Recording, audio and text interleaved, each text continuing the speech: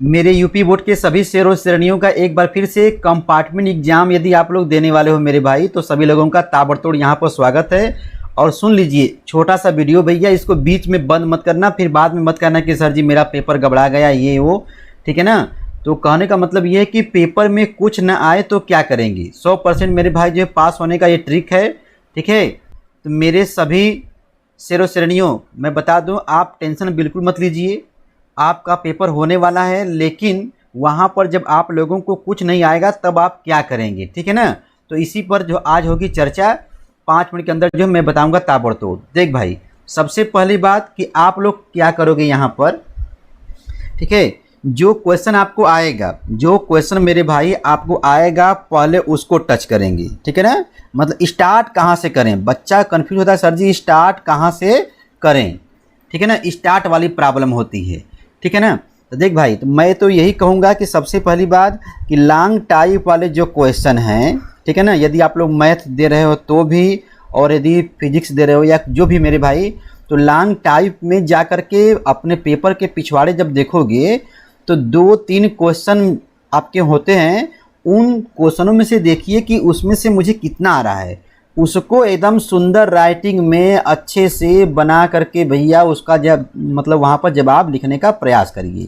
और सुनिए, यदि हो सके तो स्टेप बाय स्टेप लगाने का प्रयास करना। यदि मैथ है तो जैसे मान लीजिए आपको कोई सवाल सॉल्व कर रहे हो, ठीक है ना, तो स्टेप 1 में हम यहाँ तक सॉल्व किए, अरे अब यहाँ पे तो एक नया नियम लग रहा है, स्टेप 2 लगा दोगे, ऐसे करके मेरे भाई प्रयास करना। वीडियो बना होगा देख लेना, ठीक है, समाकलन वाला वीडियो है जो भी है, ठीक है ना। तो मतलब लॉन्ग टाइप वाला क्वेश्चन जो है सॉल्व करने का प्रयास करना, ठीक है। तो मान लीजिए सपोज दैट कि आप 1 घंटे के अंदर 2 क्वेश्चन, एक क्वेश्चन भी कर लेते हो, तो भैया तुम्हारा 10 नंबर 12 नंबर ऐसे ही 8 नंबर का होगा तो 16 नंबर क्लियर हो जाएगा, ठीक है ना। भाई पढ़ के गए हो तो कुछ न कुछ तो आएगा ही ना, शारीरिक से, आव्यू से, या फिजिक्स है, तो मतलब बहुत सारे क्वेश्चन है, ठीक है ना, प्रूफ करने वाले। तो अब मामला फंसा कि ठीक सर जी स्टार्ट तो कर दिए, उसके बाद जो है अब शुरू से जब लगाना होगा कि अब ये मेरा तो चलो भाई 16 नंबर का हो गया, 15 नंबर का हो गया, अब क्या करें। तो अब शुरू से वे क्वेश्चन टच करिएगा जो आपको अच्छे से आता होगा, जिसमें फिगर वाला हो। देखो भैया अगला पॉइंट, जिसमें फिगर वाले जो पॉइंट होंगे, मतलब चित्र वाले जो, मतलब जैसे कि कोई हेडिंग आप पढ़ रहे हो, ठीक है, मान लीजिए फिजिक्स में कोई दिया गया है, ठीक है ना, तो उसका जो यदि उसमें चित्र है मेरे भाई, तो चित्र वाले क्वेश्चन जो लगाने का प्रयास करिएगा। मैथ है तो भैया तो मैथ में कहाँ से चित्र मिलेगा, ठीक है ना।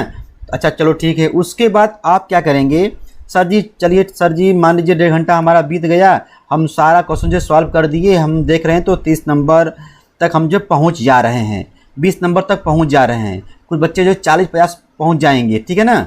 उसके बाद मेरे भाई ध्यान देना, सावधानी क्या है कि पहले यदि मैथ लगाते होंगे तो आप लोग बराबर का साइन मेरे भाई छोटे छोटे बातों को ज़रा ध्यान दीजिएगा, ठीक है ना। जैसे बच्चा कहता है कि जैसे मान लीजिए ये डिवाइड वाला साइन है ना, ऊपर लिख रहे हो नीचे लिख रहे हो, तो यहाँ पर इक्वल टू का साइन यहाँ देते हैं, मतलब छोटी छोटी बातों को ज़रा ध्यान देना, ठीक है ना। अब मामला ये फंसता है सर जी अब बताइए कि कंपार्टमेंट में, मैथ कंपार्टमेंट एग्जाम 2023 में या कंपार्टमेंट एग्जाम 2023 में कुछ ना आए तो क्या करें, ठीक है ना। उसके बाद तो देख भाई, उसके लिए आप क्या करोगे, सबसे पहली बात कि वहाँ पर जैसे मान लीजिए कोई क्वेश्चन लगा रहे हो, ठीक है, मैथ का, यहाँ मैथ का और यहाँ पर अलग सब्जेक्ट, ठीक है ना, थ्योरी वाला। तो मान लीजिए मैथ का क्वेश्चन लगा रहे हो, तो आपके सामने कोई सवाल दिया गया, मतलब है आपको लग रहा है कि अरे यार इसको तो मैं लगा लूँगा, थोड़ा सा जो है ये लास्ट में, तो देख भाई, तो आप वहाँ पर तुरंत जो है स्टेप 1 लिखिएगा, सवाल को यहाँ पर लिखिएगा स्टेप 1, और जो भी मतलब क्वेश्चन के कहने का मतलब होगा उसको जो है, मतलब एक स्टेप, मतलब जैसे मान लीजिए अवकलन करना है तो एक बार अवकलन कर दीजिए, क्या करें यार समझ में नहीं आ रहा है, तो फिर थोड़ा बहुत लगा करके स्टेप 2 ना, ऐसे करके मेरे भाई थोड़ा थोड़ा लगा के छोड़ भी दोगे ना, तो भी जो है आपको 1 नंबर, आधा नंबर, 2 नंबर मेरे भाई जो है जैसा सवाल का नंबर होगा वैसे आपको मिलेगा। कहने का मतलब मेरे भाई ये है कि कुछ ना आए तो उस क्वेश्चन को टच करना, ठीक है, टच मी। देख भाई क्वेश्चन कहता है टच मी, यदि टच करते रहोगे भैया, टच किए रहोगे, तो मान लीजिए 5 नंबर का है तो 1 नंबर 2 नंबर दे के जाएंगे, 3 नंबर का मेरे भाई है तो भी 1 नंबर दे के जाएंगे, टच किए रहोगे। तो उस हेडिंग से संबंधित, मान लीजिए थ्योरी वाला है, ठीक है ना, तो थ्योरी से संबंधित यदि मान लो कोई हेडिंग है तो क्या कर रहा है उसमें क्या लिखे ना, तो उस हेडिंग से संबंधित जो भी बातें मेरे भाई जो लिखोगे थोड़ा बहुत जो है बूंद बूंद से तालाब भरता है मेरे भैया, ठीक है ना। आधा नंबर, एक नंबर जो है ऐसे करके आपको काम करना है। रुक जा। उसके बाद सर जी चलिए ठीक है सर जी, इतना काम कर लिए।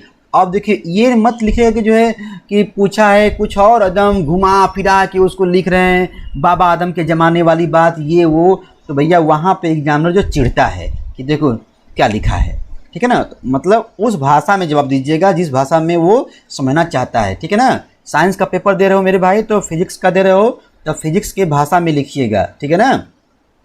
ठीक है, उसके बाद मेरे भाई सर जी मान लीजिए फिर भी लास्ट में, तो आप देखो आपके मन वाली बात जो आप सोच रहे हो, ठीक है। आप ये सोच रहे हो कि सर जी यहाँ पर हमारा मन कर रहा है कि कुछ बच्चे कहते हैं कि मतलब लास्ट में वहाँ पर गांधी जी वाला जो होता है ना, समझ रहे हो ना, गांधी जी वाला नोट मेरे भाई उसको लगा दें तो क्या हो जाए, ठीक है।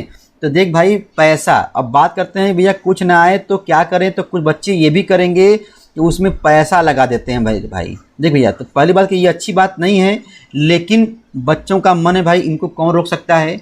लेकिन यहाँ पर बहुत सारे बच्चे कमेंट किए हैं कि सर जी हम लोगों के बैच में जितने बच्चे जो है पैसा लगाए थे सब पास हो गए, सब बच्चे क्या पास हो गए, और जो बच्चे पैसा नहीं लगाए थे वो जो है नंबर कम आए या फेल हो गए, ठीक है ना। तो देख मेरे भाई ऐसी कोई बात नहीं है, लेकिन फिर भी आपका यदि मन करे तो आप लगा सकते हैं, लेकिन लगाइएगा नहीं, ये आप पर डिपेंड करता है, ठीक है। मैं नहीं कहूँगा, ठीक है ना। उसके बाद सर जी होता क्या है, पैसा लगाने के बाद क्या पास हो जाते हैं। देख भैया तो इसमें बच्चे कमेंट करते हैं कि सर जी हम लोग पास हो गए थे, तो हो जाता है, ठीक है। लेकिन मामला गया फर्स्ट भाई कि यहाँ पर जो पैसा जो आप लगाए हैं कंपार्टमेंट में या बोर्ड की कॉपी में जो पैसा लगाए हैं, तो वो पैसा जो डायरेक्ट जो है यदि एग्जामिनर साहब के पास पहुंचता है, ठीक है ना, तो शायद कुछ बात बन जाती है। जैसे मान लीजिए आप पैसा जो है कॉपी के अंदर धीरे से चिपका दिए, तो शायद जो है जब ये कॉपी जाएगी एग्जामिनर साहब के पास, जब कॉपी चेक करेंगे देखेंगे,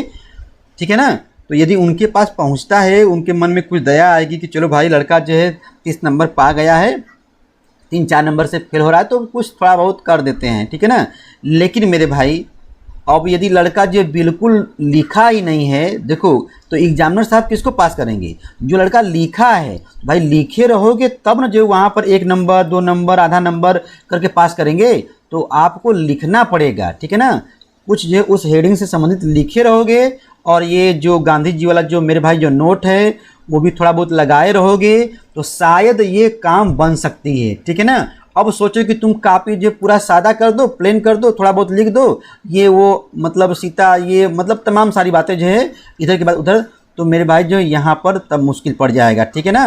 तो कहने का मतलब है मेरे भैया, तो आपके मन में सवाल चल रहा होगा कि सर जी पैसा वाली बात बताइए ना, तो हम तो लगा के आएंगे, हम नहीं लगाएंगे। तो मेरे भाई जो है आपकी मर्ज़ी, ठीक है ना। ये पॉजिटिव भी होता है, और लगभग देखा गया मेरे भाई कि 90% बच्चे जो है सक्सेस हो जाते हैं, ठीक है ना। लेकिन होता ये भी है कि पैसा जो आप लगाते हैं बोर्ड की कॉपी में, एग्जामिनर जो वहाँ पे चेकिंग करते हैं, कुछ लोग जो है उनको पता होता है कि लगता है पैसा बच्चे लगाए हैं, डर के मारे वो जो उस कॉपी को धीरे धीरे से झोर के से निकाल लेते हैं मेरे भाई, ठीक है ना। तो तब दिक्कत होती है जब वहाँ जब पहुँचेगा इन्हें मेन के पास, तो आप लोग समझदार हैं, ठीक है ना।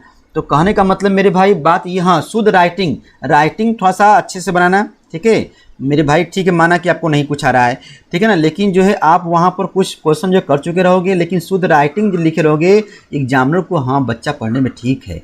अब ये नहीं कि जो है आपकी राइटिंग जो गोबर होगी भैया, तो वो जो पहले ही समझ जाएगा कि काम खत्म है इसका, ठीक है ना। तो कहने का मतलब मेरे भाई कंपार्टमेंट में, मैथ कंपार्टमेंट हो, फिजिक्स कंपार्टमेंट हो, या कोई भी मेरे भाई केमिस्ट्री हो, इंग्लिश हो, चाहे जो भी हो, ठीक है, आप लोगों को कैसे पास होना है।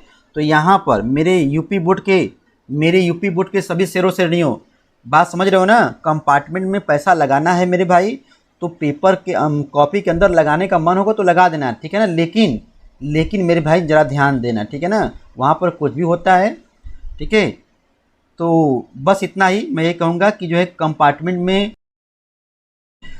जब पेपर में जब आएगा, तो सबसे पहले जो है आप लोग वही क्वेश्चन टच करिएगा जो आपको एकदम अच्छे से, एकदम विधिवत हेडिंग वाला, मतलब हेडिंग बाई हेडिंग फिगर से जब आएगा, तब मेरे भाई यही कार्य करना है, ठीक है ना।